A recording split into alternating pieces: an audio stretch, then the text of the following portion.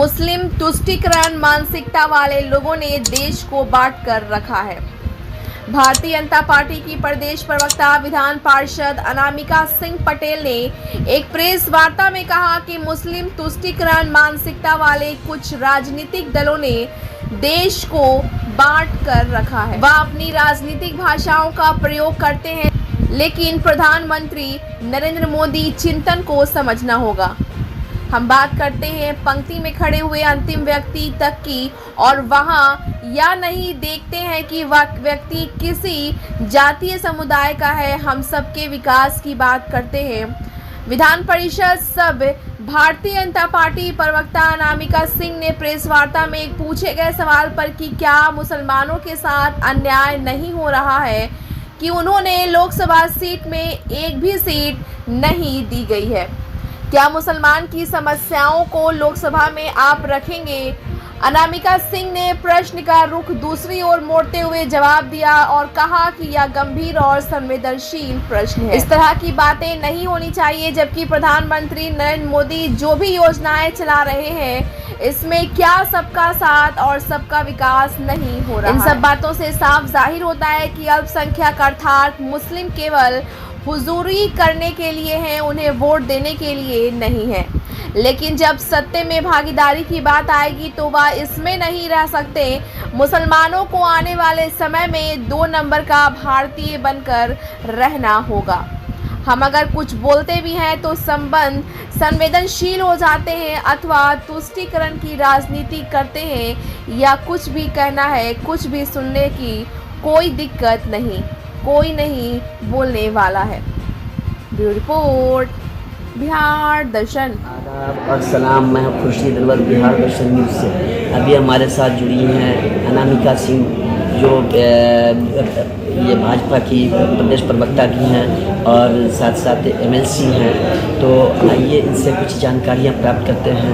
अभी हम लोग भाजपा कार्यालय में ही हैं, तो आइए संयोग से हमारा सौभाग्य के इनसे भेंट हुई और आइए इनसे बात करते हैं।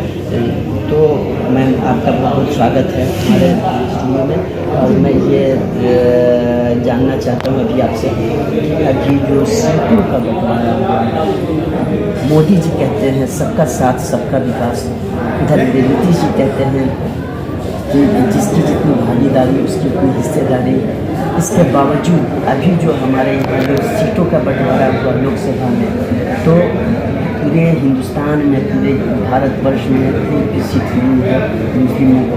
शायद अभी सुनने में आ रहा है कि एक कर्नाटक से मिला है, तो 543 में एक मिला, अगर मिला है तो। और नीतीश जी ने भी मतलब 16 सीटों में 2 सीट दी है।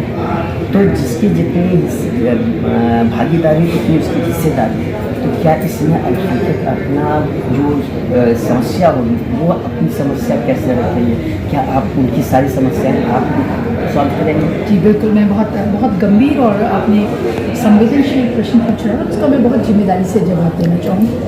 देखिए, समझने का विषय ये है, आपने कहा कि सबसे पहले जिसकी जितनी हिस्सेदारी जिसकी जितनी संख्या भारी उसकी उतनी हिस्सेदारी। इस बात को समझने की शुरुआत करने की आवश्यकता है। ये लालू जी ने और कांग्रेस में राहुल जी ने शुरू किया। पहली बात तो इस तरह की बात ही करना अपने आप में बांटने वाली, विभक्त करने वाली बात। ठीक बात, आदरणीय नरेंद्र मोदी जी, भारतीय जनता पार्टी का जो चिंतन है उस चिंतन को समझने की आवश्यकता है। हम दीनदयाल जी के चिंतन अंत्योदय की बात करते हैं।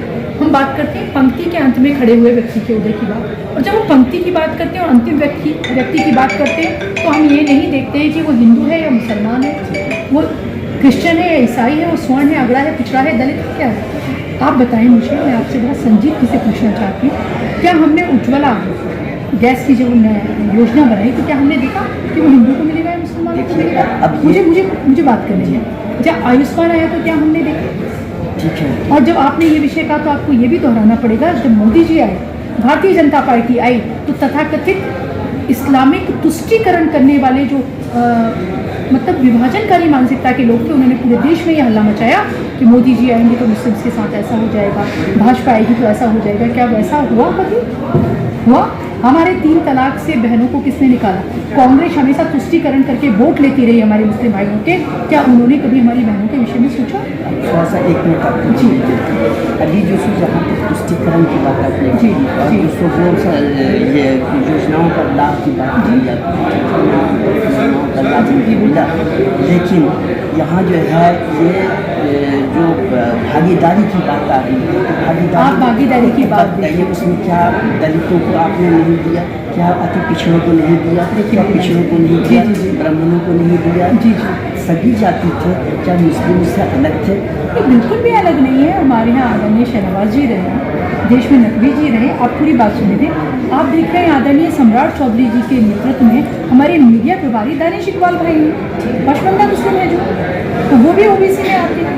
तो भारतीय जनता पार्टी और आदरणीय नरेंद्र मोदी जी हमारा नेतृत्व इस बात पे यकीन करता है कि हमारी सरकार बनाने की नीयत क्या है, नीति क्या है और उसके परिणाम क्या होंगे, उसके परिणाम क्या होंगे, हम देश के लिए किस तरह काम कर पाएंगे। आज अल्पसंख्यक मंत्री जो वो अल्पसंख्यक न होकर स्मृति ईरानी जी बन गए।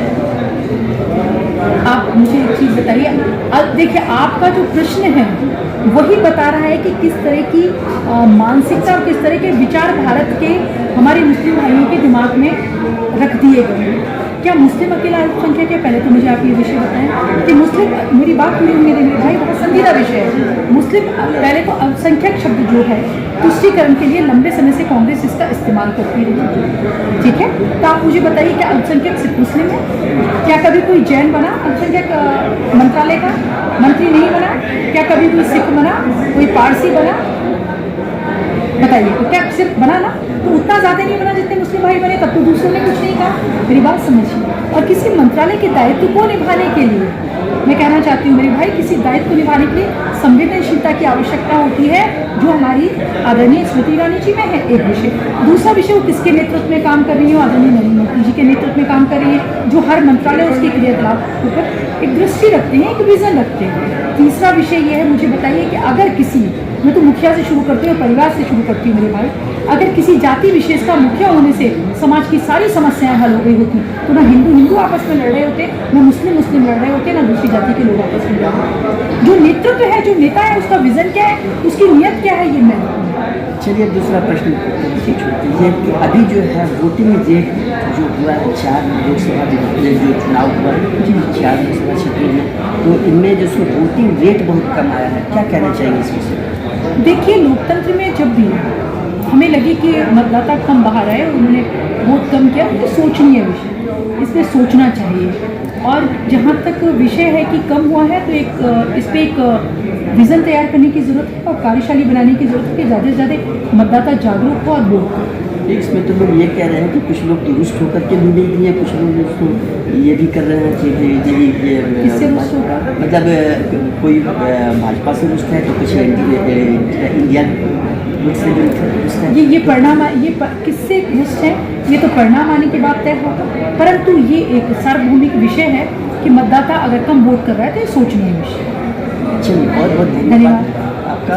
तो ये हैं श्रीमती अनामिका सिंह, पूर्व विधान पार्षद हैं, और इसी के साथ मैं खुर्शीद बिहार दर्शन न्यूज़ से, आप हमारे न्यूज़ चैनल को लाइक और सब्सक्राइब कीजिए। धन्यवाद।